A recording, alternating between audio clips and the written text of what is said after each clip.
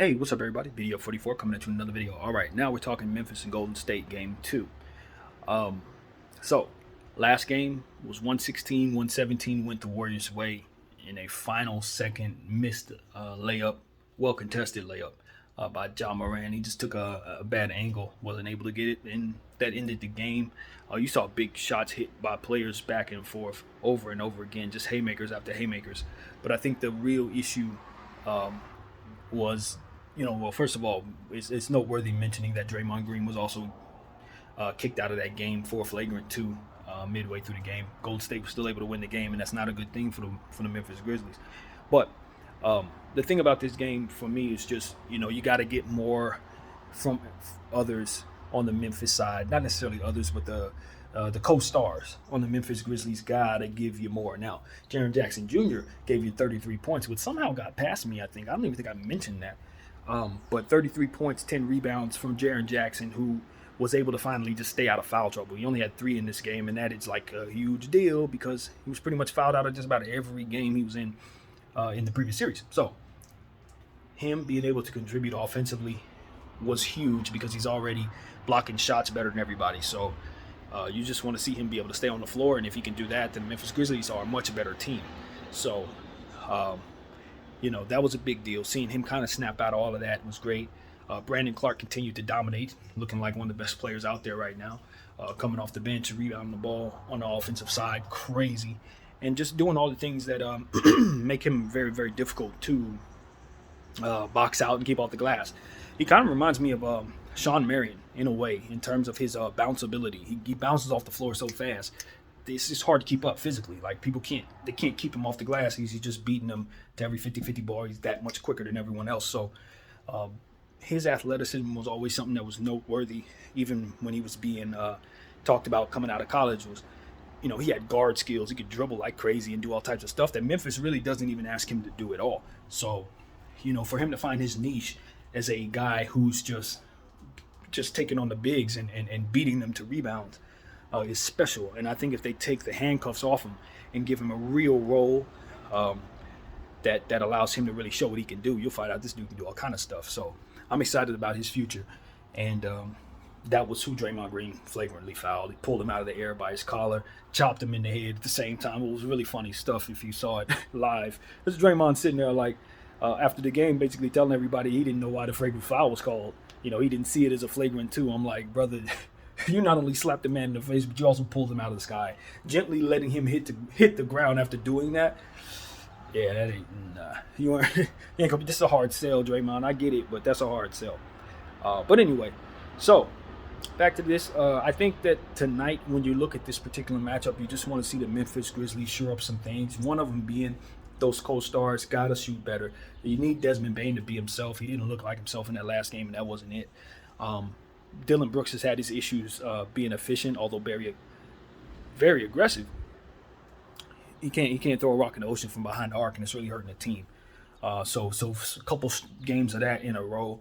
You want to see him kind of snap out of that, get to the rim, lay the ball up, get to the line, stop settling for jump shots. If you're Dylan Brooks. See some other things going on there too. You want to see them try to incorporate I don't know if I would say Steven Adams, but I don't know if he's going to be back. But I know they removed him from the previous series just for strategy reasons, and then he got hit with the protocol. So I don't know if he's back from that or not. But I would think that this series is one of the series that you don't have to necessarily remove him from. You would play him in bench minutes, but he don't have to be removed entirely. It's just the same issue is really present. The Splash Brothers are going to shoot over his head, so the spacing becomes a thing. But I think with the issues that they're going to have on the glass, it would be smart for Steve Kerr to not remove him entirely from this series once he is cleared to come back. You need him on the glass. So that's another thing I'm looking at. Ja Morant's been fantastic. Almost had him a triple-double in the last game, as we said. He just didn't get that last single play off, but it was well contested. I felt like he had an open man in the corner. Dylan Brooks, who we said can't seem to hit a rock in the ocean.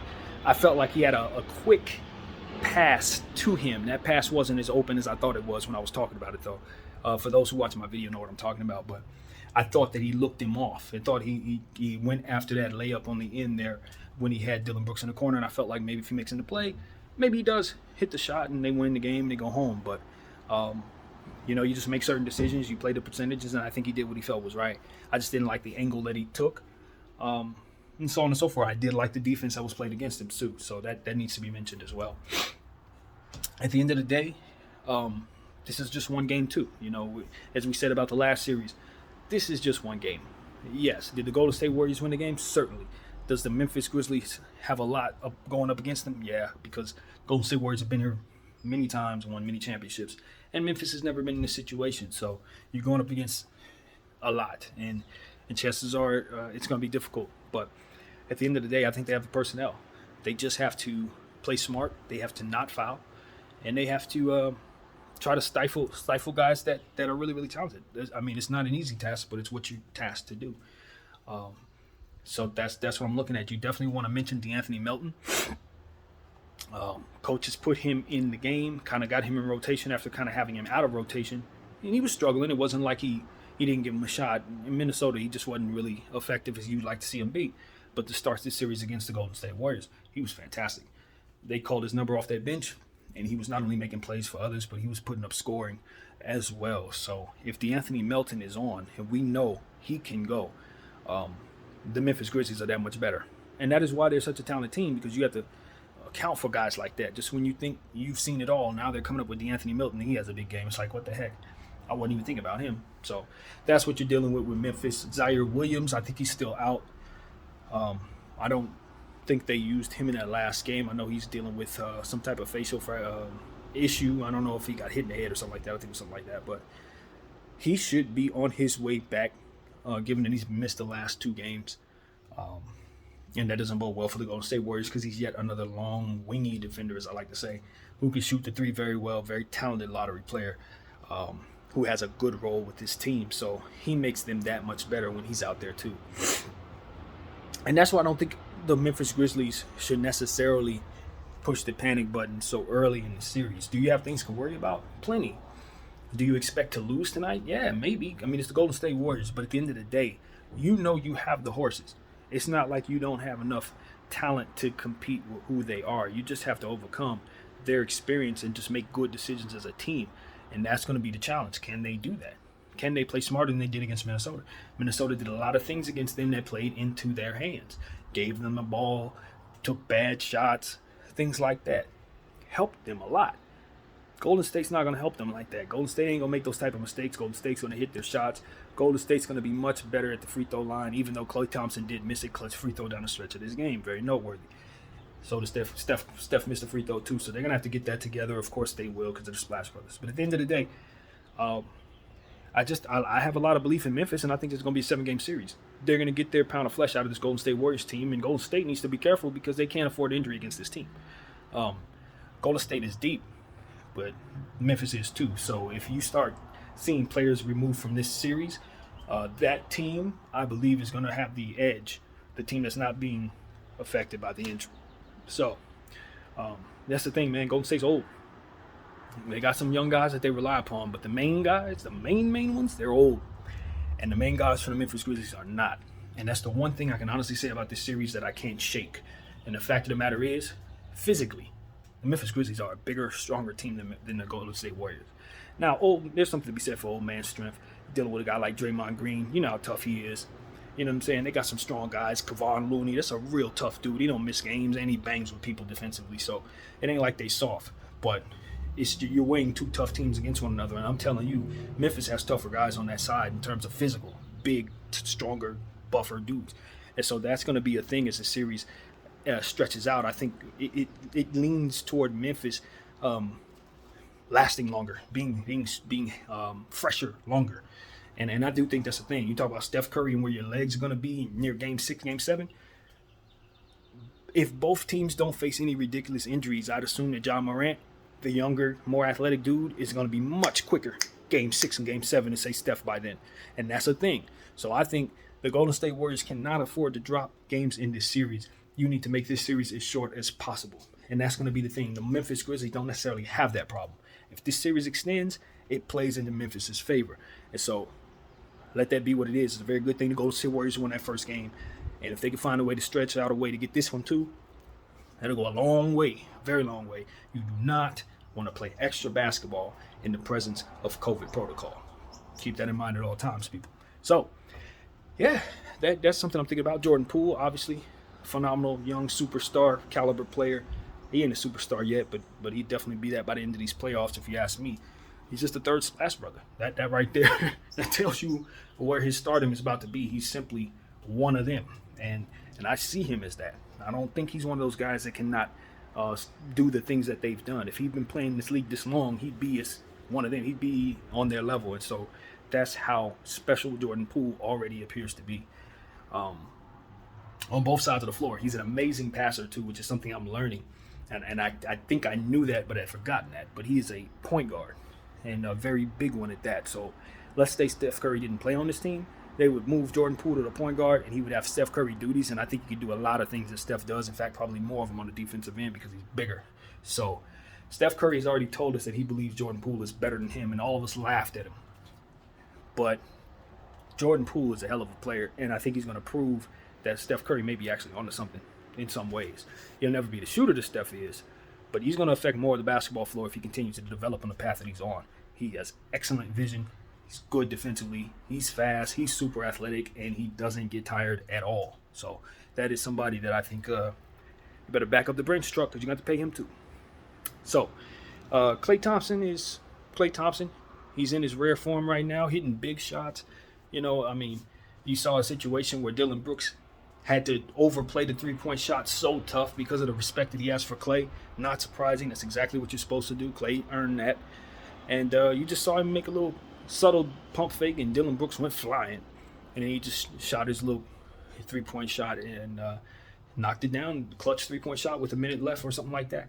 That's the type of stuff I expect to see all the time. Klay Thompson, Steph Curry, Draymond Green, Jordan Poole, they're going to shoot you down, and that's why I think they're the best team ultimately left in the Western Conference. Even though the Phoenix Suns, I respect them a great deal. At the end of the day, man, Steph and Klay is different. It's just different. They've done it too many times, and they have their horses. So at the end of the day, man, I do think that the Memphis Grizzlies are going to have a nice game tonight. Nevertheless, I do expect them to come out and ball out. I don't expect this to be no out-of-hand situation. I don't expect the Splash Brothers to be going crazy. Like Shea said, he thinks it's going to be a blowout. I don't sense that at all. No way. I don't. Memphis dropped this last game, and I looked at John Morant in the last, after that play was made, looked at his face, shaking his head, looking around at his crowds, feeling disappointed. That boy is not about to drop the ball tonight.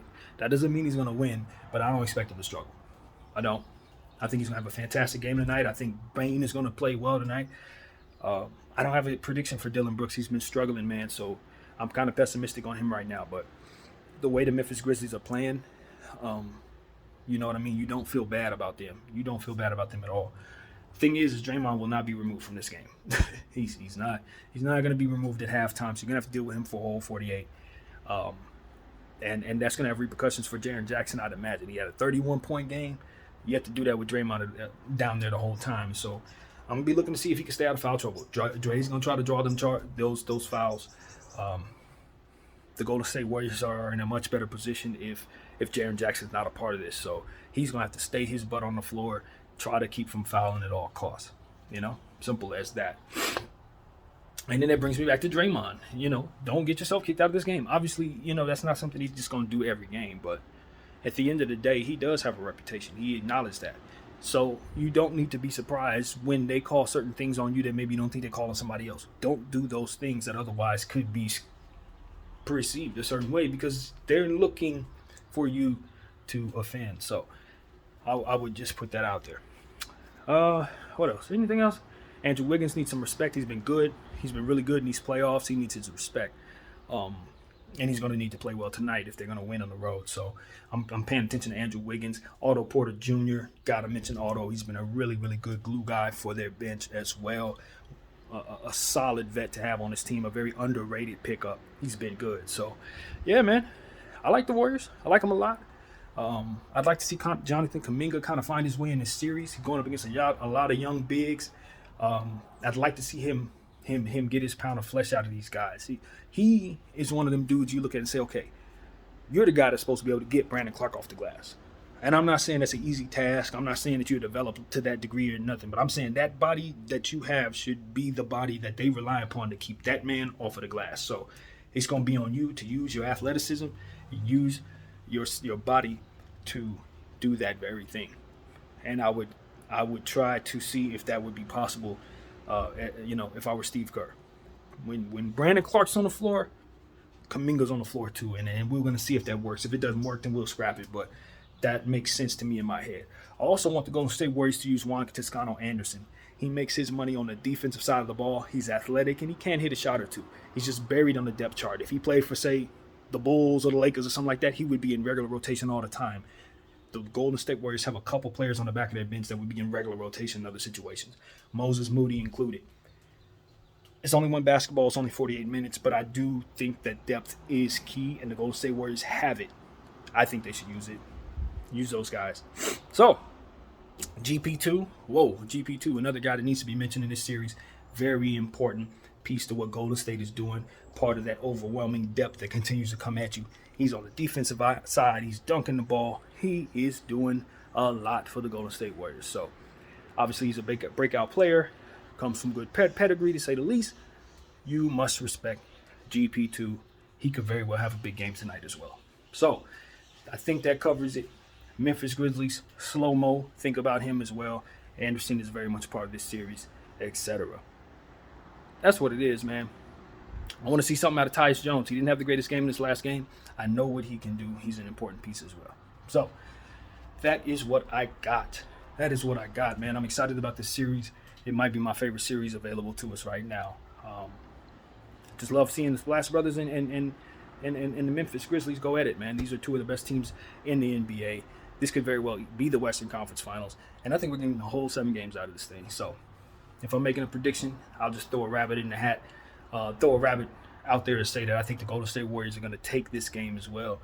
They're going to shock the world and go up 2-0 on the Memphis Grizzlies in this series. But I don't think that ends the series by any stretch of the imagination. I actually think that Memphis is going to take some games in San Francisco too. So we'll see how it plays out if I continue to believe that. But I think this is going to be a 2-0 lead for the Golden State Warriors tonight in another close game, even though I do believe that the Memphis Grizzlies are going to play their hearts out. And I would expect nothing less from this good team. So that's what I got, man. That's what I got. BDF 44. I thank you all for watching. Enjoy the game. I'm out.